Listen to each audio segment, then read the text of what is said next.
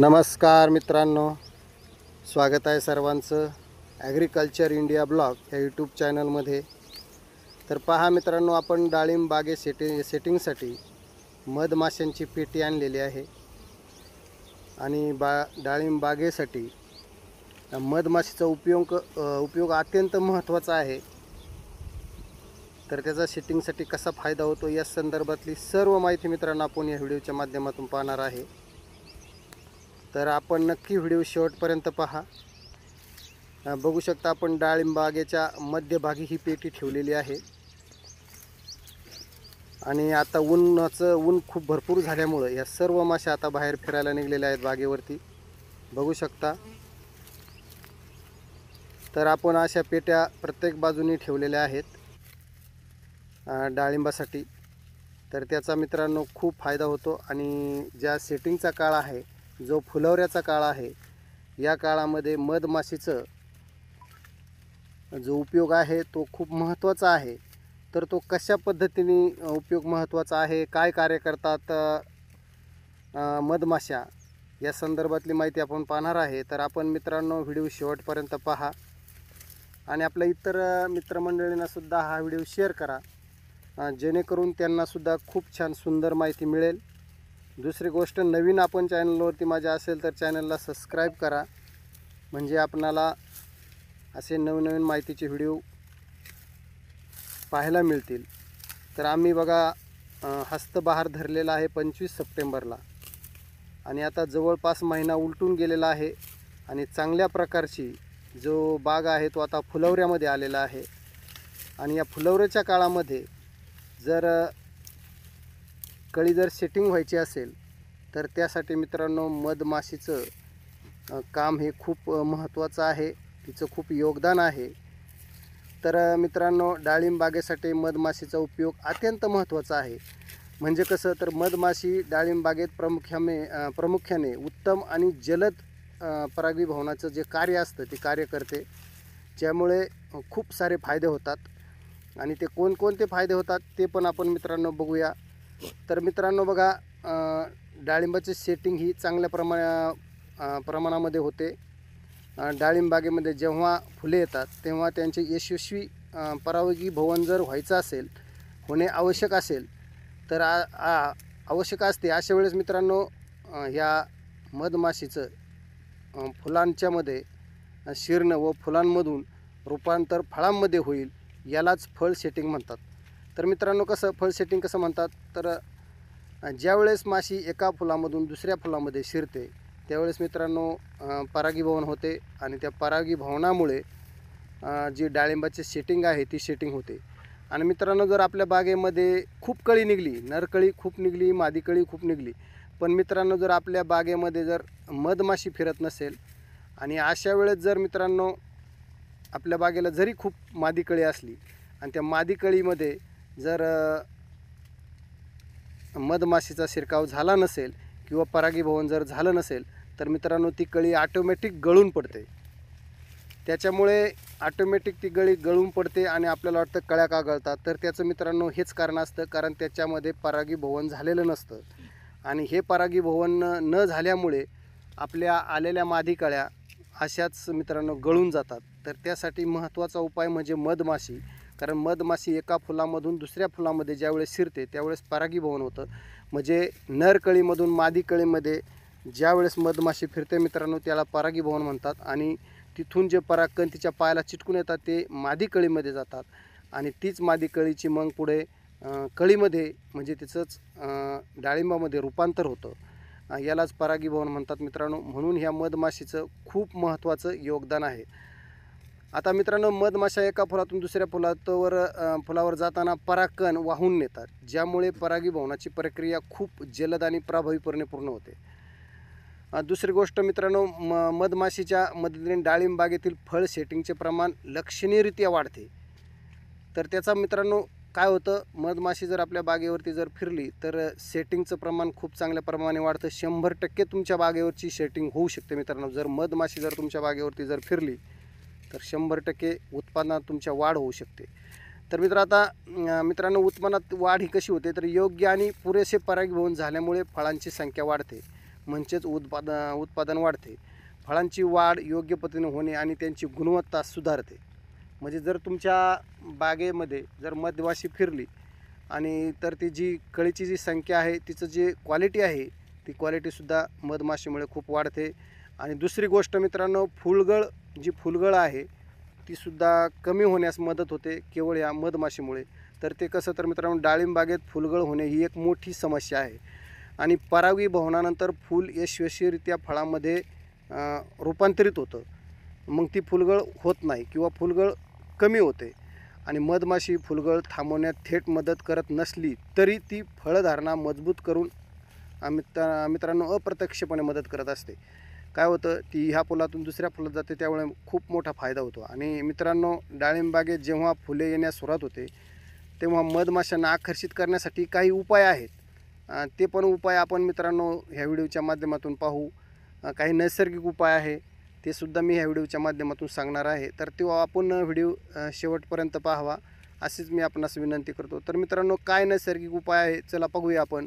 तर त्यासाठी मित्रांनो, मधमाशांना आकर्षित करण्यासाठी गूळ, ताक किंवा इतर काही नैसर्गिक पदार्थांचा वापर आपण आपल्या बागेमध्ये काही सोपे उपाय आहेत ते सुद्धा आपण करू शकतो, जेणेकरून आपल्या बागेमध्ये परागीभवनाचे काम प्रभावीपणे, तसेच फुलाऱ्याच्या वेळी हानिकारक कीटकनाशकसुद्धा फवारू नये. त्यामुळे सुद्धा मधमाशांना धोका होऊ शकतो. त्याच्यामुळे मित्रांनो, असे काही महत्त्वाचे उपाय आहेत ते आपण टाळावेत. आणि जे महत्त्वाचे उपाय टाळण्यासारखे आहे ते टाळावेत आणि जे कीटकनाशक आहे ते सुद्धा मित्रांनो यावेळेस टाळावे. तर मित्रांनो, फुलाऱ्याच्या वेळी जे कीटकनाशक आहे त्याचासुद्धा मित्रांनो आपण वापर योग्य रीतीने करावा, जेणेकरून मधमाशांना त्याचा काही अपाय होणार नाही, याचीसुद्धा मित्रांनो काळजी घेणं खूप गरजेचं आहे. तर आता मित्रांनो, नैसर्गिक फवारणीचे घरगुती उपाय मी तुम्हाला थोडक्यात सांगतो. जर मधमाशांना आकर्षित करण्यासाठी तुम्हाला जर नैसर्गिक हे करायचं असेल तर नैसर्गिक गोड आंबट पदार्थांची फवारणी आपण आपल्या बागेवरती जर केली तर मित्रांनो नक्कीच त्याचा तुम्हाला फायदा होईल. तर त्याच्यामध्ये मग गूळ आणि ताक मिश्रण करून मित्रांनो, काळा गूळ, ताक आणि पाणी यांचं मिश्रण करून जर तुम्ही तुमच्या बागेवरती फवारणी जर केली तर या वासामुळे सुद्धा मधमाशा आकर्षित होतात. दुसरी गोष्ट मित्रांनो, विलायचीचं मिश्रण, ताक, पाणी याचंसुद्धा आपण जर फवारा घेतला तर हा सुद्धा खूप फायद्याचा ठरतो. आता मधमाशा मित्रांनो सकाळी सूर्योदयापासून म्हणजे सूर्य उगवल्यापासून तर सूर्य मावळेपर्यंत मधमाशा ह्या आपल्या बागेवरती सक्रिय असतात. मग अशा काळामध्ये मित्रांनो कीटकनाशकचा फवारा कधीच घ्यायचा नाही. तर तो फवारा कधी घ्यायचा आहे, एकदम सकाळ दिवस उगायच्या आत किंवा मित्रांनो मग दिवस माळवल्याच्या नंतरच आपण कीटकनाशकचा फवारा घेऊ शकतो. आता मित्रांनो, बागेत मधमाशांसाठी सुद्धा खूप फायद्याचं आहे. त्यांना पाणी वगैरे ठेवणे, मधमाशांसाठी त्यांच्या पेट्या वगैरे ठेवल्यास परागीभवनाचे जे प्रमाण आहे ते हमखास वाढते. आता मित्रांनो, दुसरी गोष्ट नैसर्गिक उपाय म्हणजे आकर्षक झाडे लावा. तर आकर्षक झाडे जर मित्रांनो लावले, म्हणजे फुलाचे झाडे जर लावले तर तुमच्या बागेमध्ये परागीभवनाला खूप सारा मदत होऊ शकते. मग आता मित्रांनो, त्याच्यामध्ये तुम्ही डाळिंबाच्या बागेच्या बांधावर किंवा आजूबाजूला मधमाशांना आवडणारी झाडे लावू शकतात. उदाहरणार्थ झेंडू, मोहरी, सूर्यफूल, शेवंती अशा प्रकारचे आपण हे नैसर्गिक उपाय करू शकतो, जेणेकरून त्यांनीसुद्धा मधमाशी आपल्या बागेवरती येईल. आणि त्याच्यामध्ये गुळाचे मडके किंवा बागेत काही ठिकाणी पाण्याची पोती गुळाचे लटकून असं जर ठेवल्यास तर मधमाशांना गोडव्याचा आकर्षित होतो. कारण मित्रांनो, गोडपणा जर असेल तर तिकडे मधमाशी आकर्षित होते. आणि अशा पद्धतीने जर आपण काळजी जर घेतली तर मित्रांनो निश्चितच मधमाशी आपणाला बागेमध्ये सेटिंग करण्यासाठी खूप महत्त्वाची योगदान देऊ शकते. आता त्याच्यामध्ये मित्रांनो रासायनिक कीटकनाशक टाळावं लागतात. रासायनिक जर कीटकनाशक जर आपण नाही टाळले तर आपल्याला मधमाशी आपल्या बागेमध्ये फिरणार नाही. त्याच्यामुळे हा सर्वात महत्त्वाचा उपाय म्हणजे डाळिंब बागेत जेव्हा फुले येऊन फळ सेटिंगची अवस्था सुरू होते तेव्हा रासायनिक कीटकनाशकांची फवारणी पूर्णपणे टाळावी.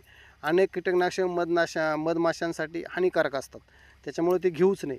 आता फवारणीची गरज असल्यास जैविक किंवा मग मधमाशीला घातक नसणाऱ्या कीटकनाशकांचा आपण फवारा घेऊ शकता.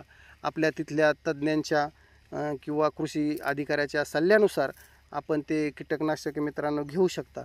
जर अशा पद्धतीने मित्रांनो जर आपण आपल्या बागेची जर काळजी घेतली तर 100% जे आपली बाग आहे ती सेटिंग होण्याला नक्कीच मदत होईल.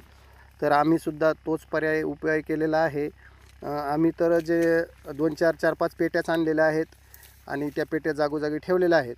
त्याच्यामुळे मधमाशा नक्कीच या फुलांकडे आकर्षित होतील, म्हणून आम्ही ते मधमाशांचं पेट्या आणलेल्या आहेत. तर मित्रांनो, तुम्ही माझा हा व्हिडिओ कुठून पाहताय आणि माझी ही माहिती आपणास कशी वाटली नक्की एक कमेंट करून सांगायचं आहे. आणि माझा हा व्हिडिओ टाकळे हजी, तालुका शिरूर, जिल्हा पुणे, पुणे जिल्ह्यामधून मी आपणास या डाळिंबा संदर्भातली माहिती देत आहे. तर तुम्हाला हा माझा व्हिडिओ कसा वाटला नक्की एक कमेंट करून सांगा. आणि तुमच्याकडे कोणता बहार धरतात ते पण सांगा. तुमचं कसं नियोजन आहे ते सुद्धा, सेटिंग कशी करतात, काय उपाययोजना करतात ते जर आपण कमेंटमधून जर सांगितलं तर खूपच बरं होईल. तर आमच्याकडं शक्यतो हस्तबहारच धरतात आणि जवळपास सर्व शेतकऱ्यांनी आमच्याकडे हस्तबहारच धरलेला आहे. आता जवळपास मित्रांनो आमची 2000 झाडे आहेत आणि ही 2000 झाडे आम्ही हस्तबहारामध्येच धरलेली आहे. तर त्याच्यामध्ये काही मित्रांनो आम्ही एक खोड पद्धत केलेली आहे. आता छोटी झाडे आहेत एक खोड पद्धतीची, ती पण आता आम्ही पहिल्या वर्षाला धरलेली आहे. बाकीची आमची 4-5 वर्षाची, 6 वर्षाची, 7 वर्षाची अशी काही जुनी झाडे आहेत. पण मित्रांनो, अद्याप आम्ही जेव्हापासून बाग धरायला सुरुवात केली तेव्हापासून मित्रांनो आम्ही फक्त हस्तबहारच धरतो, इतर कोणताही बहार धरत नाही. कारण हस्तबहारामध्ये खूप फायदे असतात. दुसरी गोष्ट म्हणजे पाऊस सेटिंग झाल्याच्यानंतर पाऊस शक्यतो येत नाही, त्याच्यामुळे फळांची जी क्वालिटी आहे ती क्वालिटीसुद्धा खूप चांगली राहते. आणि दुसरी गोष्ट मित्रांनो, उन्हाळ्यामध्ये हा बाग काढणीसाठी येतो, हार्वेस्टिंगसाठी येतो आणि त्यावेळेस मित्रांनो मार्केटसुद्धा खूप चांगलं असतं. त्याच्यामुळे आमच्याकडं सर्व शेतकरी हे हस्तबहारामध्येच डाळिंबाची पानगळ करतात आणि बाग धरतात. त्याच्यामुळे तुमच्याकडं कोणता बाग धरतात, तुमचं नियोजन कसं आहे हे सुद्धा आपण मला जर कमेंटमध्ये सांगितलं तर खूपच बरं होईल. तर मित्रांनो, माझा हा व्हिडिओ आपणाला कसा वाटला आहे नक्की कमेंट करून सांगा. आणि मित्रांनो, प्रत्येकाने लाईक करा. आणि लाईक करायला पहा मित्रांनो, खूप जण व्हिडिओ पाहतात पण लाईक कुणी करत नाही. तर मित्रांनो, तुमच्या एका लाईकमुळे हा व्हिडिओ अनेक मित्रांकडे यूट्यूब पाठवतो. त्याच्यासाठी तुमची एक लाईक आणि एक हाईप करासुद्धा नवीन एक आता मित्रांनो ॲप आलेला आहे. आपण ज्यावेळेस लाईक करतो त्याच्यासमोरच हाईप करा असं येतं, तर तिथंसुद्धा तुम्ही तुमचे पॉईंट त्या व्हिडिओला देऊ शकता. म्हणजे तो व्हिडिओ अनेक आपल्या शेतकरी बांधवांकडे यूट्यूब पाठवेल आणि अनेक शेतकरी बांधवांना त्याचा फायदा होऊ शकतो. म्हणून मित्रांनो, लाईक करा आणि कमेंट करा आणि आपल्या मित्रमंडळींनासुद्धा व्हिडिओ शेअर करा. म्हणजे त्यांनासुद्धा खूप छान सुंदर माहिती प्रत्येक व्हिडिओच्या माध्यमातून मिळत जाईल. तर असो मित्रांनो, सांगण्यासारखं खूप काही आहे. तर हा व्हिडिओ आता मी इथं समाप्त करत आहे, कारण व्हिडिओ खूप मोठा होत आहे. तर मित्रांनो, मी हा व्हिडिओ समाप्त करतो. तर नक्की एक कमेंट करून सांगा माझा हा व्हिडिओ आपणास कसा वाटला. आणि आपण प्रत्येक वेळेस माझे व्हिडिओ शेवटपर्यंत पाहता, खूप छान सुंदर कमेंट्स करता, त्याबद्दल खरंच मी सर्वांचा मनापासून आभारी आहे. तर मित्रांनो, असंच सहकार्य असू द्या, असाच आपला मोलाचा सपोर्ट असू द्या. आणि इथेच माझा व्हिडिओ समाप्त करतो. जय हिंद.